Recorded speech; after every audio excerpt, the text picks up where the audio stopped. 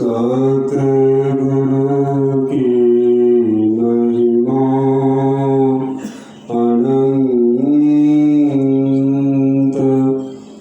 अनंत किया उपकार नेतर अनंत उहारिया अनंत दिखावनहार नेतर अनंत उहारिया अनंत दिखावनहार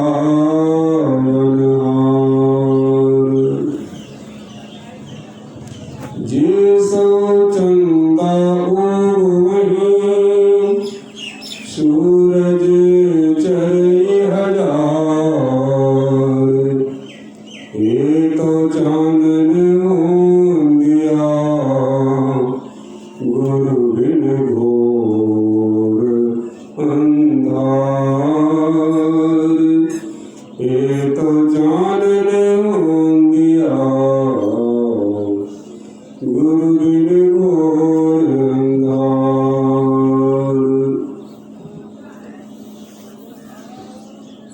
पूज्य संत जन प्रेमी जन जनी जन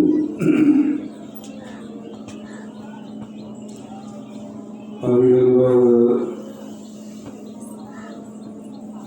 संतवाणी में श्रवण कर रहे थे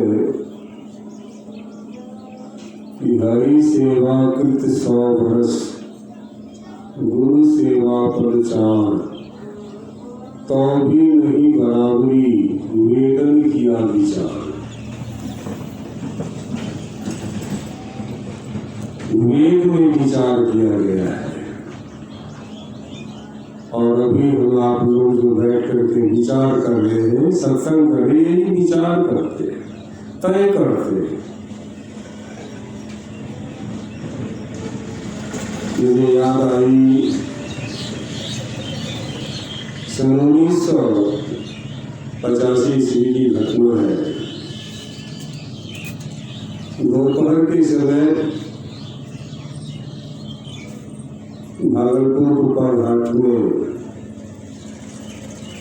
महर्षि ब्रह्मन जी महाराज अपने आसन पे विराजमान थे। उनके नजदीक पूज्य संत श्री जी महाराज भी थे, रामनगर बाबा भी थे, भगीरथ बाबा भी थे और कुछ सत्संगी लोग भी थे।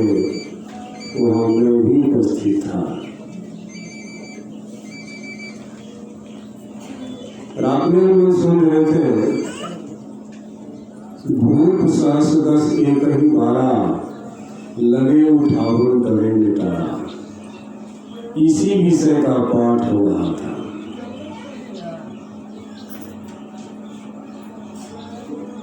महाराज ने इशारे से पाठ को रुकवा दिया और बगल में बैठे हुए संत सेवी जी महाराज को पूछते हैं, संत सेवी जी 12 का क्या अर्थ होता है? उन्होंने कहा 12 का अर्थ 2 होता है। एक तो होता है दिन, दूसरा होता है समूह। एक ही दिन और एक ही समूह में राजा महाराजा मिलकर के धनुष को उठाकर तोड़ने का कोशिश किया। इस पर महाराज श्री इतनी जोर से खिलखिलाकर हंसे कि कहने की बात क्या है। फिर उन्हें संभाला गया, भगीरथ बाबा संभाले और खुली करा करके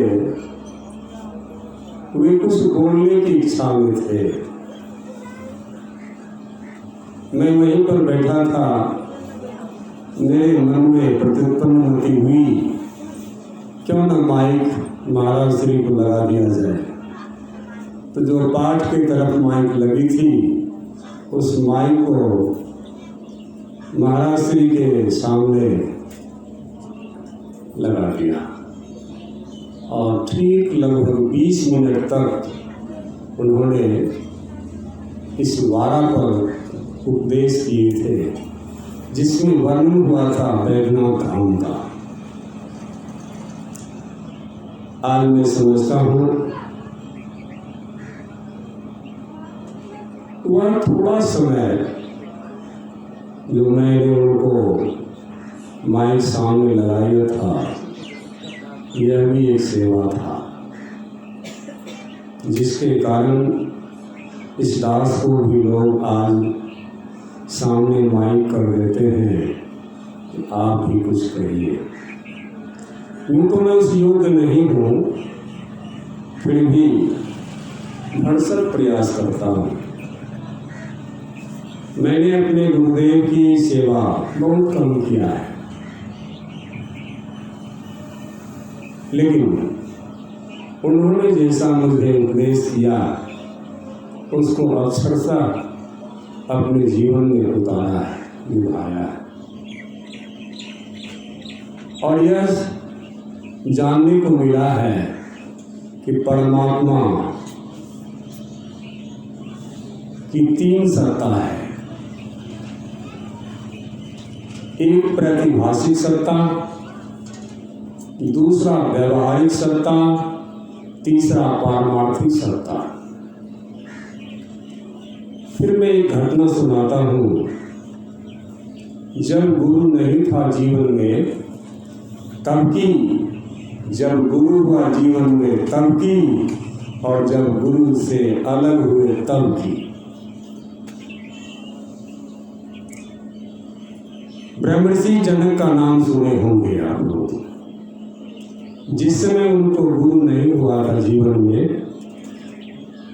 राजा तो थे और दिन में भोजन करके वे अपने महल के अंदर आराम फरमा रहे थे। लगभग समय 10-11 बजता होगा। तो उस समय वे स्वप्न देखने लगे। स्वप्न में क्या देखते हैं? तो दूसरे देश का राजा हमारे देश पर चढ़ाई किया है और मेरी बुरी तरह हाल हुई है। वह राजा ने मुझे पकड़ लिया, राजसी पोशाक उतार लिया और साधारण पोशाक पहना करके राज्य से बाहर निकाल दिया। उस समय भूख से वे छटपटा रहे थे। वहाँ अन्य क्षेत्र की ओर जाते हैं, खोजते हैं मुझे कहीं भोजन मिल जाए।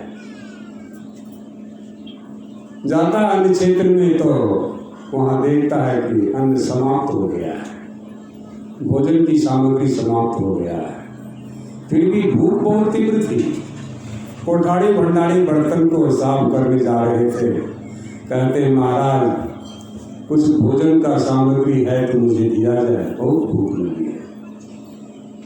भंडारी कहते हैं कि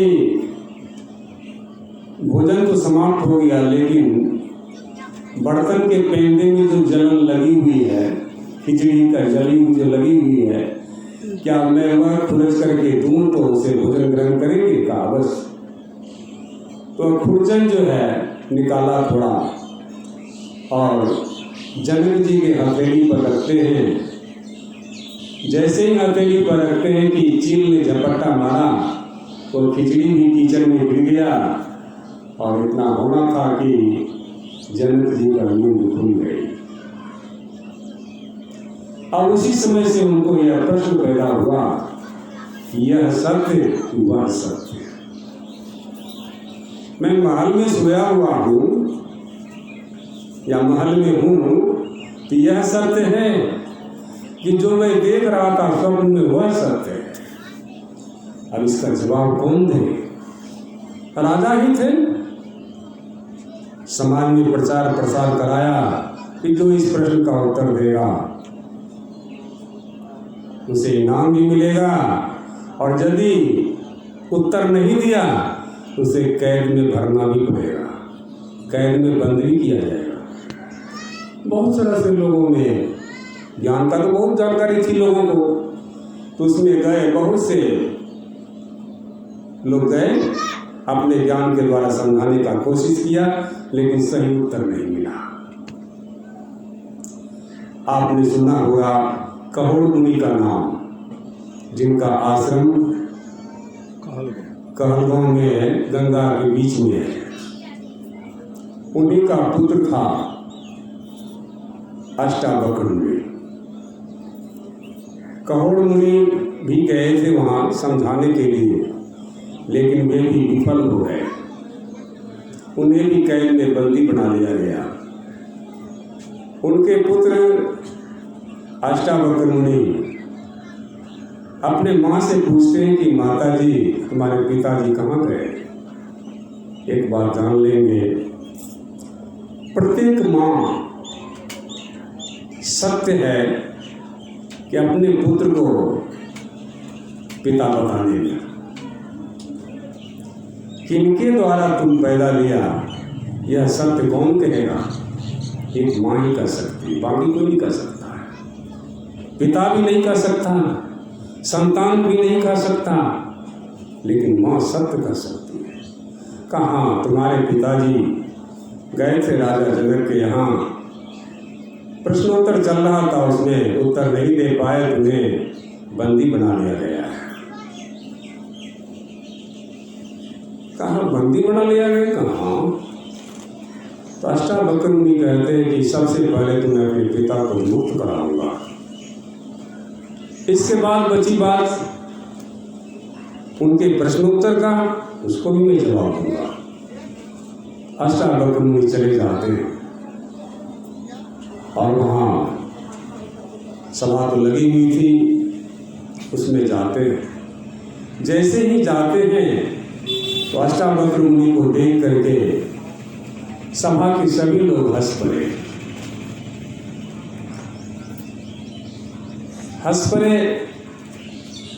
तो अष्टावक्र को थोड़ा ये हुआ, ये लोग हंसे क्यों? उसके बाद जब सबका हंसी बंद हुई तो अष्टावक्र मुनि भी बहुत जोर से हंस दिए। ब्रह्मर्षि जनक पूछते हैं कि महाराज आपने हंसा क्यों? कहा मैंने सुना था जनक जो है ब्रह्मर्षि है, लेकिन उनके सभा में नहीं ब्रह्मर्षि तो कम से कम ऋषि मुनि तो जरूर रहे होंगे, लोग होंगे, लेकिन आज मुझे पता चला कि ब्रह्मर्षि जनक के सभा में सभी चमार बैठा हुआ है, इसीलिए मुझे हंसी आई। क्या तुम लोग मेरे शरीर के अवयव को देख करके हंसा था ना? कहाँ बात ही। अब ये बात बताओ कि हमारे पिता को जो तुमने बंदी बनाया है, क्या कारण है? तो वही प्रश्न जनक जी कहते हैं कि मैं भोजन करके आराम कर रहा था तो स्वप्न में देखा ऐसा ऐसा, तो उसी समय से मुझे प्रश्न पैदा हुआ कि यह सत्य है कि वह सत्य है। इसी का जो उत्तर सही नहीं देता है उसे मैं बंदी बना लेता हूँ, और जो आज तक कोई उत्तर दिया ही नहीं है, अगर आप चाहें तो उत्तर दे सकते हैं तो दीजिए। कहाँ उत्तर तो मैं दूंगा, परंतु सबसे पहले जितने भी तुमको बंदी बनाए हो उन सबको मुक्त करो। कहा आपका आदेश है तो मैं मुक्त कर देता हूँ। सबको मुक्त कर दिया और उसी सभा में सभी बैठे। कहा राजन प्रश्न पूछो। का प्रश्न तो मैं पहले नहीं पूछूंगा, पहले आपकी व्यवस्था करूंगा। उनके लिए सिंहासन लगाया गया। उस सिंहासन पर अष्टावक्र मुनि को बैठाते हैं, तब कहते हैं महाराज मेरा प्रश्न यह है कि यह सत्य की वह सत्य। अष्टावक्र मुनि कहते हैं राजन, भोजन करके महल में सोया था, यह भी सत्य था, और जिस समय तुम स्वप्न देख रहा था वह भी तुम सत्य था। क्यों? तो दोनों स्थिति में तुम ही था, वहां दूसरा नहीं था कोई। भोजन करके सोया, आराम किया, तो उस समय तुम ही सोया था ना, कहाँ? और स्वप्न जो देख रहा था तो वह भी तुम ही देख रहा था ना, कहाँ? और अभी प्रश्न जो कर रहे हो यह भी तुम ही कर रहे हो। तो तीनों काल में सत्य तुम ही हो।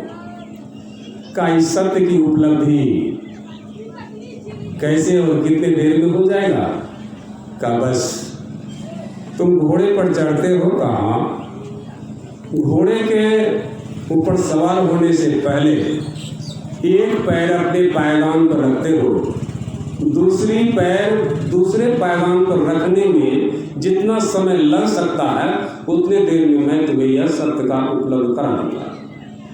तो कहाँ करा दिया जाए? कहा बस घोड़ा मंगाओ, घोड़ा मंगाया, उस पर विसावन दिया गया, कहा मुझे इस पर बैठाओ। अष्टावक्र मुनि को बैठाते हैं और तब कहते हैं अब घोड़े का लगाम पकड़ो और आगे आगे चलो। घोड़े का लगाम पकड़ के जनक जी आगे आगे चले जा रहे हैं, लेकर चले बहुत दूर, इतना दूर कि वहां पर कोई मनुष्य नाम का बात ही नहीं थी।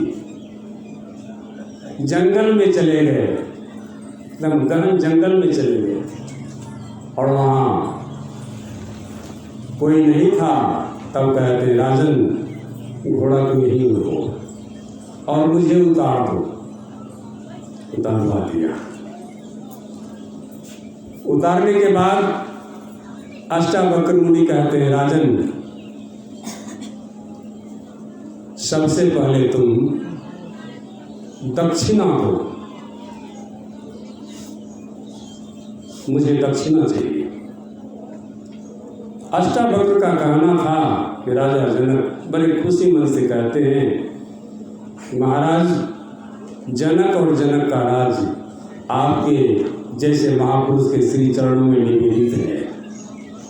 का अब राजन तुम अपना एक पैर पायदान पर रखो। जैसे ही एक पैर पायदान पर रखते हैं, दूसरा पैर रखने ही वाले थे, कहते बस अब उधर कहाँ। इतना कहना था कि जनक नीचे उतर जाते हैं और बैठ जाते हैं। बैठ गए तो बैठ ही गए, जनक भी बैठ गए, अष्टावक्र भी बैठ गया, घोड़ा उधर खड़ा रहा। एक नहीं, दो नहीं, 3 दिन तक बैठे रह गए समाधि में। जनक के राज्य में तो बड़ा आकाश होने लगा। राजकाज कैसे चले? मंत्रिमंडल के लोग खोजते हुए आते हैं, देखते हैं कि दोनों गुरु शिष्य ज्ञान मग्न है। वे लोग जगाने का कोशिश करते हैं, जग जाते हैं। जगने के बाद कहते महाराज आप यहाँ आंख मीच कर बैठे हुए हैं, आपके राज्य में तो आकाश ही हो रहा है। राजा जनक कहते हैं कि अब ना तो राजा जनक है और ना जनक का राज्य है, अब यह राज्य और जनक तो गुरु का है। गुरु जो करेंगे सो होगा। जीवन में गुरु धारण किया और जब गुरु धारण किया, उसकी युक्ति मिल गई, सत्य को उपलब्ध हो गया, तो परमार्थिक सत्ता में अवस्थित हो गया। इसमें तीनों घटना की बात आ गई। जब गुरु नहीं था तब जैसे तैसे थे। इसको कहते प्रातिभाषिक सत्ता। उसके अंदर भी कुछ होने को मचल रहा है। जैसे यह सत्संग एक विवाह उत्सव के अवसर पर रखा गया है। जिस वर से जिस वधू का संबंध होगा, दोनों में यह तैयारी है कि मैं एक हूं, दो हो जाऊं। दोनों की तैयारी है और इसी को कहते हैं संयोग, एक दूसरे का मिलन। जब तक दोनों की तैयारी बराबर नहीं होती तो यह बात उठती ही नहीं। और अब आ गया व्यवहारिक सत्ता में। जब विवाह हो जाएगा तब आ जाएगा व्यवहारिक सत्ता में।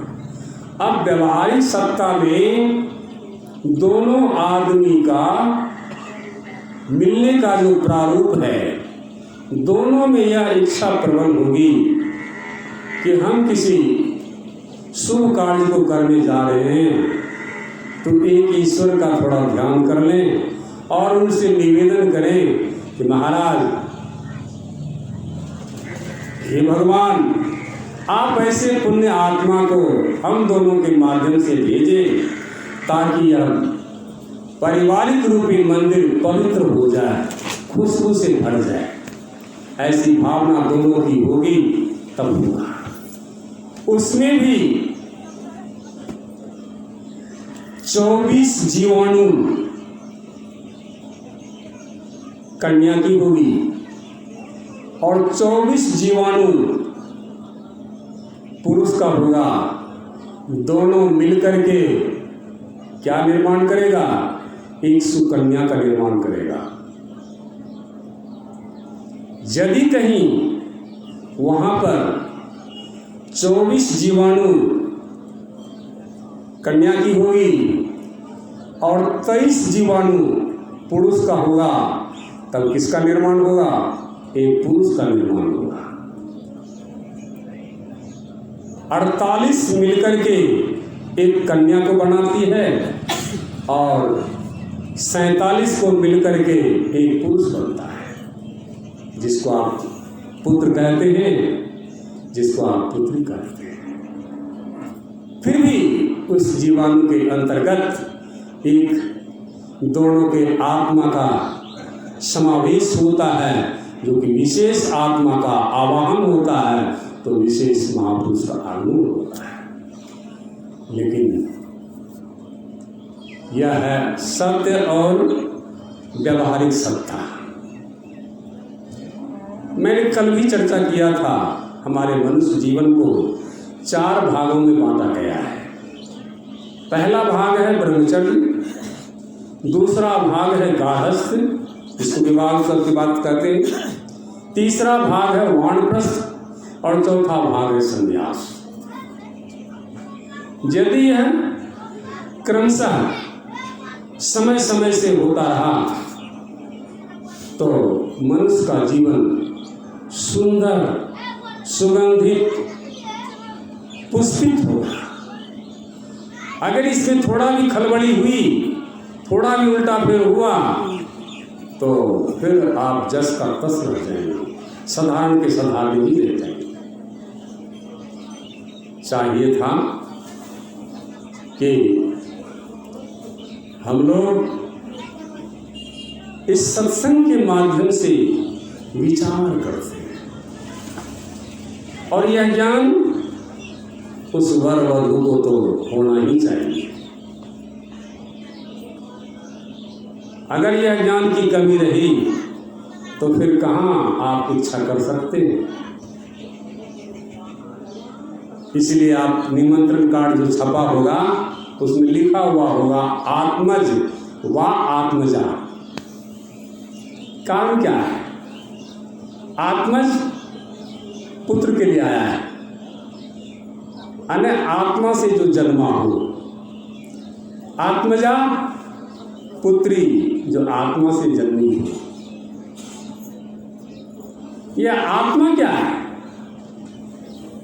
यह आत्मा जो है इसको ऐसे जानिए, 4 तरह का अमृत होता है, शायद सुने होंगे, नहीं तो मैं फिर से सुना देता हूँ। श्लोक में है, अमृतम शिशिरे वह्नि, अमृतम क्षीर भोजनम, अमृतम राज सम्मानम, अमृतम प्रिय दर्शनम। शरद जाड़े के मौसम में आग जो है अमृत के तुल्य है। हम आप जो भोजन लेते हैं उसमें दूध या दही अमृत के तुल्य है। एक कोई राजा साधारण मनुष्य को सम्मान दे तो अभी उनके लिए अमृत तुल्य है, लेकिन प्रिय से प्रिय तत्व का दर्शन हो जाए तो उससे अमृत बढ़ करके दूसरा कुछ हो नहीं सकता। तो वह प्रिय से प्रिय तत्व क्या है? कोई कहता है मेरी पत्नी प्रिय है, कोई कहते हमारे पति प्रिय है, कोई कहते पुत्र प्रिय है, पुत्री प्रिय है। अन्य संबंध के लोगों को प्रिय कहते हैं, लेकिन वाकई में संबंध के लोग कोई भी प्रिय आपके हैं ही नहीं। मैं आपको एक घटना सुनाऊं। ये मुंगेर जमालपुर की घटना है, बहुत पहले की। उस समय कोई रोड नहीं था, कोई रेलवे लाइन नहीं थी। एक महिला अपने नवजात शिशु को लेकर के मायके से ससुराल जाती होगी या ससुराल से मायके आती होगी, लेकिन मौसम था बैसाख महीने का, काफ़ी गर्मी थी, चिलचिलाती धूप थी और बालू का राशि मैदान था, उसी होकर के जाना था। वो नवजात शिशु को लेकर चल रही है, दिन के 12 बज रहे हैं। उनके पैर, बालू इतनी तपती थी कि जलने लगा, बर्दाश्त से बाहर हो गया। अंतिम क्या करती है तो अपने ही बच्चे को नीचे रख करके उस पर चढ़कर खड़ी हो जाती है। इस घटना से साबित होता है प्रत्येक मनुष्य को अपनी आत्मा से प्रिय कुछ नहीं हो सकता। हमें वह आत्मा जो शरीर से संबंध रखा, शरीर में जो जलन हुई तो आत्मा को भी जलन हुई, ऐसा कहते हैं। तो यह आत्मा सबसे प्रिय हुआ, और आत्मा से संबंध रखते हैं शरीर को तो शरीर से कष्ट होता है। किसी को कोई गलत शब्द कह दीजिए तो दुख हो जाता है। क्यों होता है दुख? तो वह शरीर से संबंध रखा इसलिए दुख होता है। लेकिन जो शरीर से आत्मा को अलग कर लिया है उसको आप कुछ भी कह दीजिएगा, कोई दुख नहीं होगा। इसके प्रमाण है, संत कबीर साहब की वाणी में है, काट कोड़ कार धरती से है, काट कोट बन रहा है, कटुक वचन संत से है और से सहा न जाए। ऋषि महर्षि भी सब बर्दाश्त नहीं करते, क्यों? संत की अवस्था से दूर है, उन्हें भी साथ देने की आदत हो जाती है। कोई उसको कष्ट किया, कोई बुरा शब्द कहा, उसको श्राप दे देगा। देवता में तो अक्सर है ना, अभी सुन लेते हैं ना, वृथान हुई देवी जीवानी, ये सत्य करने के लिए जाते, लेकिन सत्य है भी नहीं। सत्य तो एक आत्मा है, लेकिन संत जो होते हुए आत्मा से शरीर को अलग करके रखते हैं, इसलिए उनको बर्दाश्त होता है, वे सहन करते हैं। सुनते हुए भी है लेकिन सहन कर लेते हैं। क्यों? वे जानते हैं शरीर से संबंध रखने वाले को ये कष्ट होगा, और हम शरीर से संबंध रखेंगे तो हमें संत कौन कहेगा? कटुक वचन संत से ही और से सहा न जाए। यह आत्मज्ञान में पूरा रहने के कारण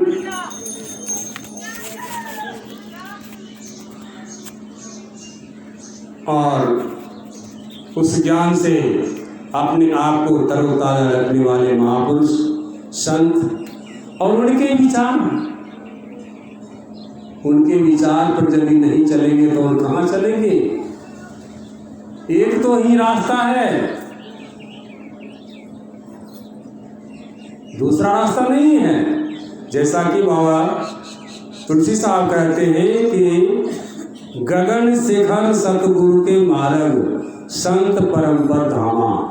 गगन शिखर दोनों आंख के ऊपरली दिशा में वह शून्य का रास्ता गया है। शिखर शिखा से शिखर बना है, और शिखा संस्कृत शब्द है जिसका हिंदी होता है चोटी, और ठेठ में लोग कहते हैं टीक। उसी के तरफ ये रास्ता गया है। और ये रास्ता किसका है? तो सतगुरु का है, बाकी रास्ता नहीं है, और किसी का रास्ता नहीं है, आम रास्ता नहीं है, ये तो सतगुरु का रास्ता है। और उस पर जो सतगुरु चलते हैं तो अंतिम पहुंच पर जो है संत परम्पर धामा, परम्पर में जाकर के वे लीन हो जाते हैं। फिर उनका सृजन नहीं होता, फिर वे संसार में नहीं आते और उनका काम समाप्त हुआ। और मैं अपने वाणी को भी यही समाप्त करता हूँ। शेष आगे फिर मौका मिलने पर सेवा होगी। सतनाम।